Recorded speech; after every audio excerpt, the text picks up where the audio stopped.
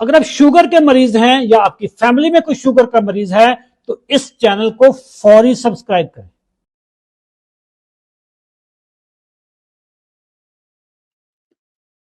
हमारा कैसे फिर पता चला? सर आपका पता क्योंकि यूट्यूब पे सर्च करता था तो मैं आपको पहले से ही फॉलो कर रहा था, तकरीबन कोई महीना 1.5 महीना पहले से ही फॉलो कर रहा था। तो आपका वो देख रहा था सेशंस भी और कमेंट्स भी पढ़ रहा था। तो मैंने फिर मुझे जो लग रहा था सबसे बाकी चीज़ें मैं मुझे लगता था ठीक है कर सकता हूँ, लेकिन जो ये रोटी वाला था आइडिया, रोटी और चावल छोड़ने वाला, ये मेरे लिए लगता था कि मैं नहीं कर सकूँगा। मतलब मैं तो वो बंदा था जो दोपहर में 2 रोटी खानी है और रात को 2 रोटी खानी है और वीकेंड के ऊपर सुबह नाश्ते में पराठे भी खाने हैं और चावल बिरयानी भी चलती है। कराची में आपको पता है बिरयानी के बगैर रहना बिल्कुल। कितना मुश्किल है। फिर वो टर्निंग पॉइंट क्या आया कि आपने, आपको पता भी है कि हम रोटी चावल बंद करवा देते हैं, उधर से आपको 5 दवाइयों का पर्चा भी मिल गया। वो टर्निंग पॉइंट क्या कब आया, क्या कहाँ आया कि आप हमारे पास एनरोल हो गए? अच्छा साहब, वो आई स्टिल रिमेंबर वो 8 और 9 मार्च 8 और 9 अक्टूबर के दिन थे। तो मैंने जब ये मुझे डॉक्टर साहब ने प्रिस्क्रिप्शन दी, उससे उससे उसी दिन ही ना मैंने 8 तारीख को ही गालबन आई डिसाइडेड कि यार जो है मैं 1 दिन का अपने आप को चैलेंज देता हूँ कि मैं 1 दिन ना रोटी नहीं खानी मैंने। बंदा बीमार भी हो जाता है, बुखार भी हो जाता है तो छोड़ता ही है ना। तो मैंने कहा यार 1 दिन मैंने रोटी नहीं खानी। ठीक मैंने है। ना रोटी ना चावल 1 दिन मेरा गुज़र गया। और मुझे अच्छा। एक बड़ा प्लेजेंट सी फीलिंग हुई कि यार मैं बहुत ज़्यादा, मुझे ऐसा भी नहीं कि मैं गिरा पड़ा हूँ, आई एम ओके। तो फिर मैंने वो 1 दिन गुज़रने के बाद मैंने उसको एक्सटेंड किया उसी चैलेंज को, यार let's do it for 3 days. मैं अच्छा। ये 3 दिन तक करके देखता हूँ और अच्छा। ऑप्शन तो है ना, ऐसा तो नहीं है मैं किसी आइलैंड में तो हूँ नहीं, ज़्यादा हम्म। हालत खराब हुई तो खा लूँगा रोटी। चलो तो ठीक है। फिर जब तो वो 3 दिन अल्हम्दुलिल्लाह जब गुज़रे तो देन आई डिसाइडेड, मैंने कहा यार अगर ये 3 दिन मैं कर लिया ना तो मैं जो है ना ये प्रोग्राम जॉइन करता हूँ। और मैंने फ्रैंकली स्पीकिंग मैंने जब आपकी टीम से पहले कोऑर्डिनेशन की ना तो मैंने उनसे ये शुरू में सवाल पूछा कि अगर मैं 2-4 दिन बाद, हफ्ते बाद क्विट कर जाऊँ तो मुझे मेरी फी रिटर्न करेंगे आप?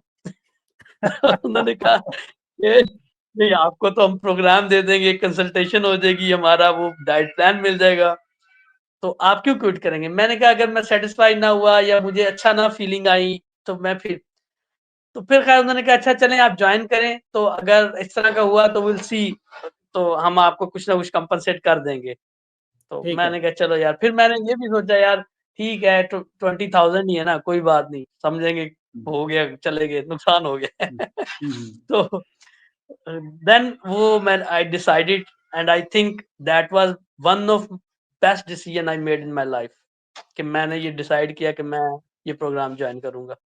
माशाल्लाह। आप दैट हमारे change my life a lot. कौन से सीजन में थे आप? मैं सीजन 29 में। सीजन 29 में, जिसको जो खत्म हो गया, जो जी, खत्म हो गया। अभी रिसेंटली हाँ, बल्कि रिसेंटली मेरा खत्म तो हो अभी 9th को स्टार्ट किया था, तो मेरा अभी वो डॉक्टर के साथ सेशन चल रहा है, कल परसों में आखिरी दिन गया। होगा। Okay okay okay. और आपका अभी HB1C करवा लिया आपने? जी, मैंने ये कुछ दिन 2-3 दिन पहले ही करवाया है HbA1c, तो वो मेरा अब 10.2 से वो 6.1 आया है। क्या बात है जी। 10.2 से 6.1 HbA1c। ये साहब डर रहे थे कई महीनों से कि अशरफ चौधरी के पास फंस गए तो पता नहीं क्या हो जाएगा।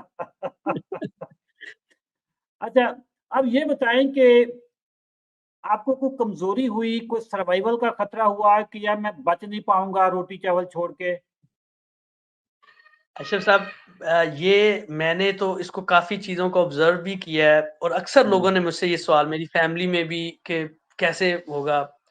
मैं आपको सिर्फ़ एक एग्ज़ाम्पल देता हूँ, रीसेंट हम्म। एग्ज़ाम्पल कि मैं लास्ट मंथ ही मैंने कराची से मुल्तान बाय रोड ट्रैवल किया है, फैमिली के साथ खुद ओके ड्राइव करके मैं गया हूँ। Okay okay. तो मैं सुबह तकरीबन, आप देखें, मैंने रात जिस अगले दिन ट्रैवल करना था, रात तकरीबन साढ़े 8 पौने 9 खाना खाया है।